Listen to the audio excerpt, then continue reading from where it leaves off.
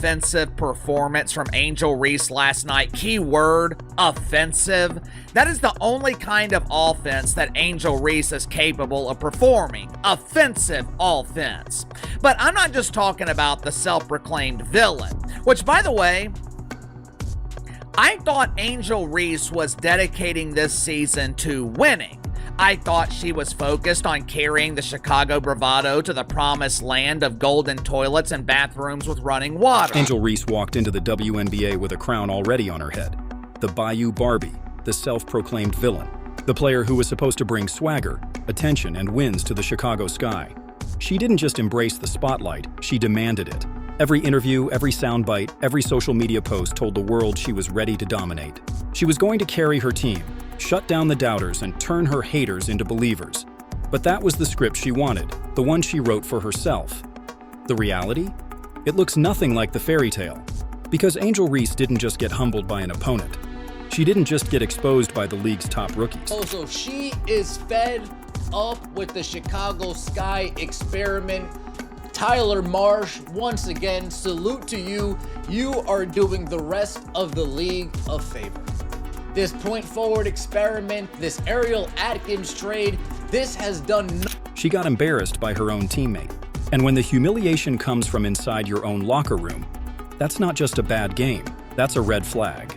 The moment happened against the Sparks, and it told fans everything they needed to know. Camila Cardoso, the rookie powerhouse drafted by Chicago, ran the floor with fire. She hustled for rebounds, demanded the paint, and refused to back down. And Angel? She stumbled, she bricked shots, she clogged spacing. One brutal possession made the contrast painfully clear. Cardoso soaring, Reese stumbling. The body language said it all. Camila turned away, silent. Teammates shifted on the bench.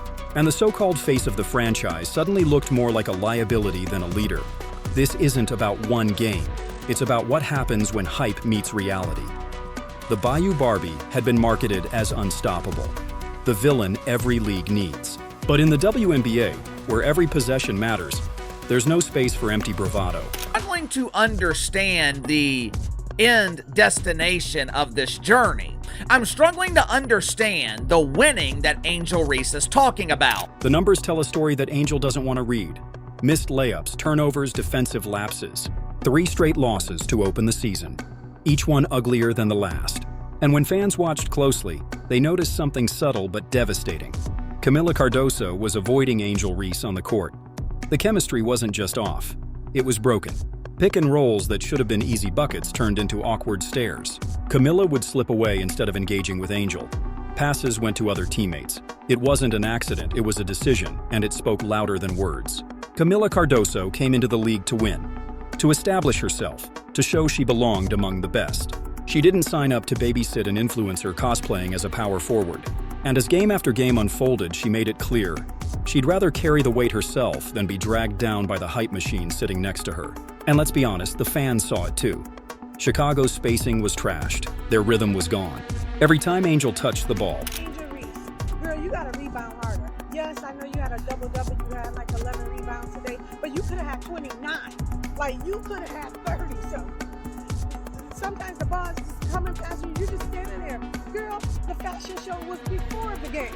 And the last one is also for Angel Reese. Look, if you're the big star, if it's supposed to be a rival between you and Caitlin Clark and y'all the 2 big dogs in the league, then you need to put the team. Hesitation spread across the court like a virus. Was she going to miss another layup? Force another contested jumper? Turn the ball over? Even when she pulled down rebounds, it didn't translate to energy. It felt empty, like padding numbers without impact. The Sky didn't look like a team on the rise. They looked like a meme. And the Sparks, missing key starters, turned that meme into a punchline. It wasn't supposed to go this way. The Los Angeles Sparks were limping into the matchup, down not 1, not 2, but multiple starters, including rookie sensation Cameron Brink. They should have been easy prey. Chicago should have walked away with a statement win. Instead, Angel Reese made them look like contenders. Wide open layups slipped away like sand through her fingers. Fast breaks collapsed under her dribble. Mid-range jumpers smacked off the rim like bricks at a construction site. Not play. I'm sorry, bro. She's not good.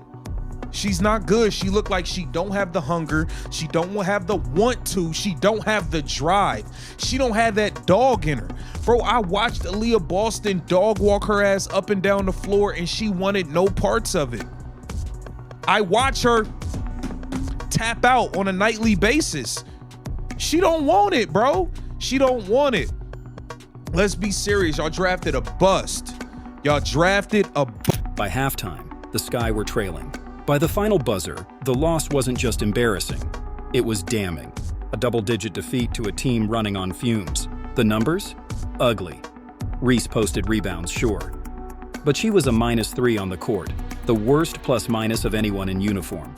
And it wasn't just the stat line, it was the aura, the missing hunger, the lack of fire. Teammates hustled. Angel looked checked out. And that's when the whispers started turning into shouts. Is she overrated? Is she a bust? Does she even want this? Social media, once her kingdom, turned on her fast. The same platforms that hyped her outfits, her trash talk, her TikTok clips. Now they were clipping her missed layups. Fans replayed bloopers on loops calling her the Brick Queen. Memes of her fumbling rebounds flooded timelines. Even her double-doubles were mocked as double-doubles and misses. It's one thing to struggle, every rookie does.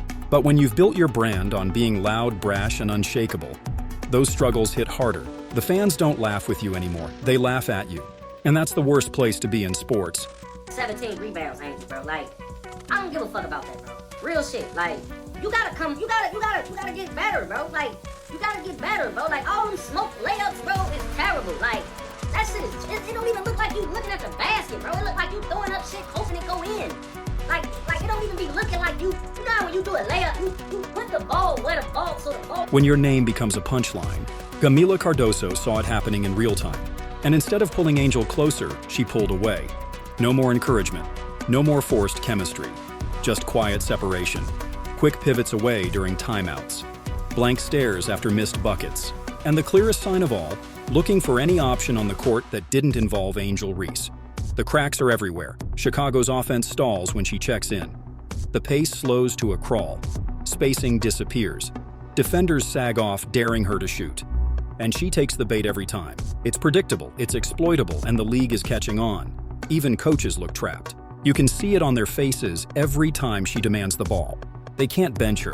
Not with the media spotlight, not with the fan interest, not with the brand she brings. But they also can't win with her playing like this. So lads, today I'm in my green Snuggie. I'm in my green Snuggie because it was we got to talk about the meme. The meme. I'm not even going to call them a basketball team right now. I'm going to call them a meme that is Chicago Sky because it's actually getting ridiculous. It's getting absolutely ridiculous. It's the worst nightmare for a coaching staff. Too famous to sit, too flawed to start, and then there's the Caitlin Clark problem. This rivalry was supposed to be the centerpiece of the WNBA's future. Angel Reese versus Caitlin Clark, villain versus Golden Girl. The feud that would carry ratings, storylines, and headlines. But here's the truth nobody wants to say out loud. It's not a rivalry if one side keeps losing. Caitlin Clark is delivering. She's hitting logo threes, making clutch plays, silencing arenas. Angel? She's fumbling layups and racking up L's. The gap between them isn't closing, it's growing wider every single night. And fans notice. Every missed shot from Angel becomes another opportunity for Clark supporters to pile on. Every loss from the Sky becomes proof that Caitlin is the real face of the future. Angel was supposed to be the foil. Instead, she's becoming the cautionary tale. The mental game tells the rest of the story. When the Sky need energy, leadership, composure, Angel is nowhere to be found. No rallying cries, no fire, just half-hearted claps and vague gestures. Meanwhile, Sky just lost to the Los Angeles Sparks by a score of 91-78. And let's be serious here. Y'all lost to a Los Angeles Sparks team that are playing without two starters. Y'all lost to a Los Angeles Sparks team that's playing without two starters. The Chicago Sky, listen, man. Y'all the worst team in the league, bro. Like, let's just stop playing games. This ain't even no, oh, let's be funny. I'm not even joking. I'm not smiling. I don't have a single joke for you. The Chicago Sky is trash. You guys are Camila is the one diving for loose balls, hyping teammates, pushing pace. The difference is night and day. Fans are starting to ask the question Chicago's front office doesn't want to answer. Did the Sky draft the wrong star? Because make no mistake, this isn't just about one slump. This isn't just about 3 losses. This is about identity. Angel Reese talks like a legend but plays like a liability. And every game that passes without improvement cements that perception. By the time the Sparks game ended, the writing was on the wall. Angel airballed a hook shot, fumbled a rebound out of bounds, committed a lazy foul that gifted free throws to LA. All in the span of 2 minutes. It wasn't just bad basketball, it was a collapse.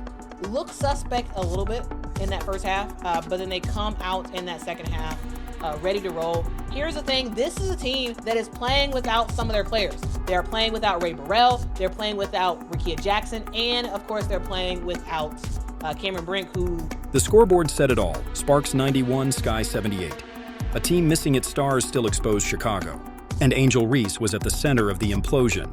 But beyond the numbers, it's the aura that has changed. Defenders aren't treating her like a threat. Teammates aren't treating her like a leader. Coaches aren't treating her like a cornerstone. And fans? They're not treating her like a star anymore. Hey, bro, what is going on in Chicago, bro? What is going on in Chicago, bro?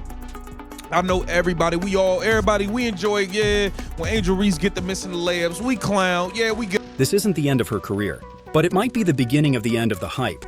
Because hype is loud, hustle is silent. And right now, Angel Reese has plenty of the former and not nearly enough of the latter. Camila Cardoso knows it, the fans know it, the league knows it. The only person who still seems to believe otherwise is Angel herself. And that's the tragedy. Because if something doesn't change, if she doesn't evolve, if she doesn't embrace the grind instead of the glare, then this won't just be remembered as a bad start to the season. It'll be remembered as the season Angel Reese was exposed. Not by a rival, not by Caitlin Clark, but by her own team. And that's a humiliation no brand can fix.